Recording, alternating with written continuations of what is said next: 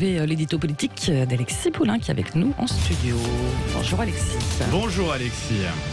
Alors, on a un Emmanuel Macron qui est omniprésent en ce moment, présent un peu partout, et qui, on pourrait le penser sur les questions sanitaires, mais au final, en ce moment, c'est sécurité. C'est quoi? C'est de la diversion? Il y a de ça?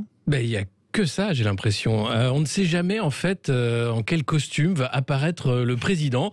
Alors, on l'a retrouvé ouvrier cordiste au sommet de Notre-Dame. Il était avec sa Charlotte et sa blouse blanche, chercheur, au milieu des chercheurs, pédopsychiatre avec les enfants qui allaient mal suite au confinement. Le voilà hier devant une vieille dame de 93 ans, prêt à prendre une piqûre et à faire l'injection du vaccin. Je suis pas sûr qu'il saurait, d'ailleurs. Mais vraiment, on attendait à ce que le préfet lui amène la seringue magique pour que le roi puisse enfin soigner les écrouelles. C'est incroyable.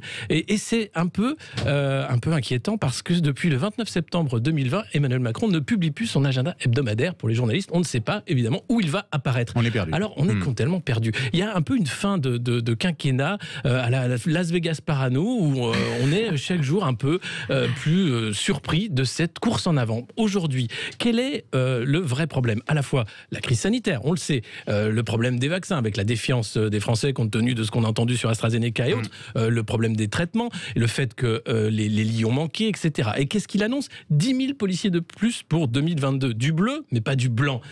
Or, c'est du blanc qu'il faudrait aujourd'hui. À côté de nous, nos voisins qui rouvrent les pubs, les bars, etc.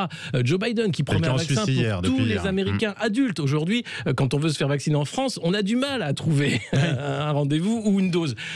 Tout va mal et on maquille par de la diversion. Marlène Schiappa, bonne soldat du macroniste, va aujourd'hui faire une diversion sur la laïcité cette fois-ci.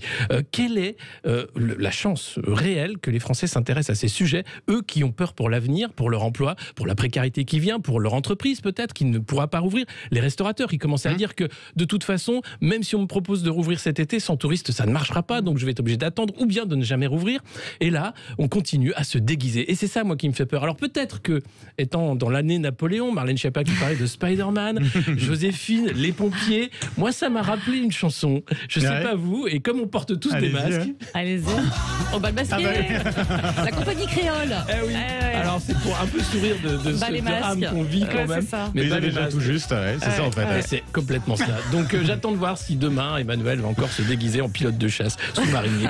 En astronaute peut-être dans 2 jours. Ah mais oui, demain c'est Thomas Pesquet. Mais oui, on va le retrouver en astronaute. Avec le masque, le casque d'astronaute, effectivement. Merci beaucoup Alexis Poulain.